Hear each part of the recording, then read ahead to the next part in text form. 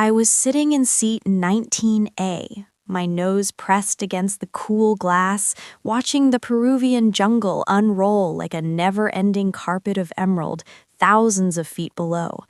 The engines were a steady, reassuring hum, the kind that usually put me right to sleep. My parents were in the seats next to me, my dad reading a business magazine, my mom dozing, her head resting on his shoulder. We were on our way to visit family in Iquitos, a trip we made every year. Then, everything changed. A jagged streak of fire, blue-white and terrifying, split the sky. A deafening crack, like the world was being torn apart, shuddered through the plane. The lights flickered, then died, plunging us into darkness.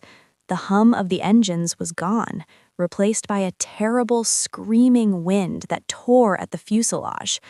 People were screaming. My parents, I didn't have time to look. The plane shuddered violently, then began to rip apart. The floor beneath my feet vanished. I was in the air, falling, tumbling, a speck of dust in a catastrophic storm. The wind was a solid force, ripping the breath from my lungs. The ground, a blur of greens and browns, was rushing up to meet me. I closed my eyes and waited for the impact. And then I hit. It wasn't the hard, bone-crushing ground I expected. It was a tangle of leaves and branches, a chaotic embrace that slowed my fall. I tumbled through the canopy, branches whipping and scratching at my face and limbs. Finally, I came to rest, wedged between two thick trunks suspended in the air. But I was alive. Was short-lived.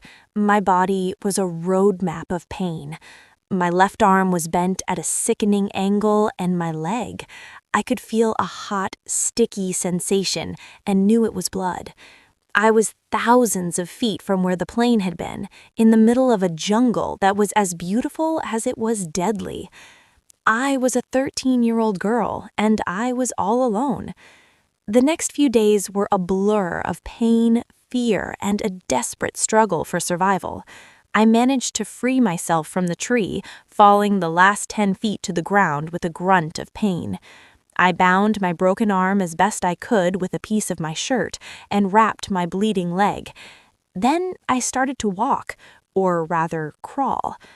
I was surrounded by a wall of green. Vines twisted and turned, plants with leaves the size of umbrellas blocked out the sun. The air was thick and humid, heavy with the scent of damp earth and rotting vegetation.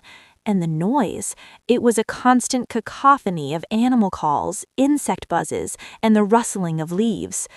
I was hungry, thirsty, terrified.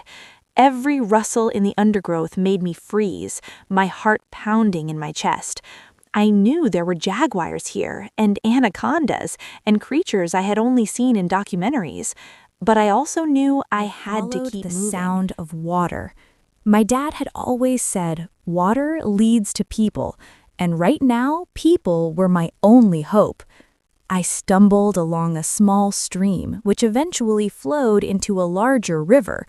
The water was muddy and brown, but it was water. I drank, the taste cool and earthy, and it felt like life pouring back into me. But the jungle was not done with me. The insects were relentless. Mosquitoes swarmed, their bites like tiny pinpricks of fire. Ants crawled over me, their stings sharp and painful.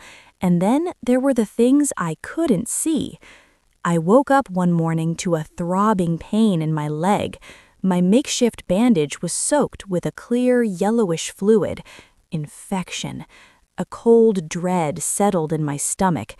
I knew that without proper medical care, I wouldn't last long, but I refused to give up. I thought of my parents, of the family waiting for us in Iquitos. I thought of my own future, of all the things I wanted to do and see. I found a plant with large, waxy leaves and used it to create a new bandage. I packed the wound with mud, hoping its antibacterial properties would help. I kept moving, and then I saw it. A trail. Faint, overgrown, but a trail. It was a sign of people.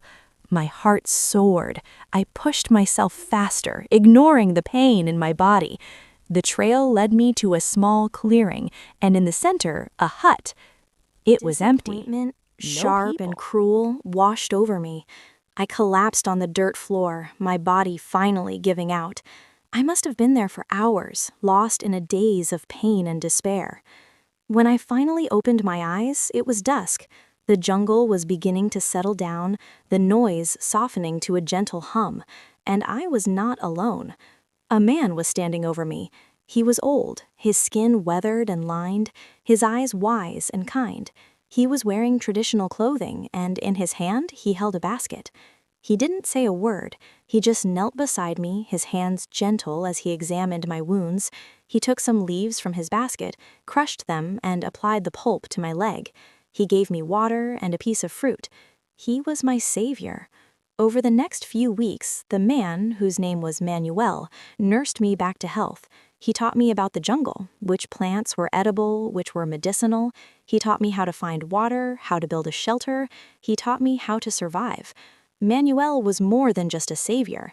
He was a friend, a mentor, a second father. In the heart of the jungle, a place I had feared and despised, I found a connection to the world and to myself that I had never known before.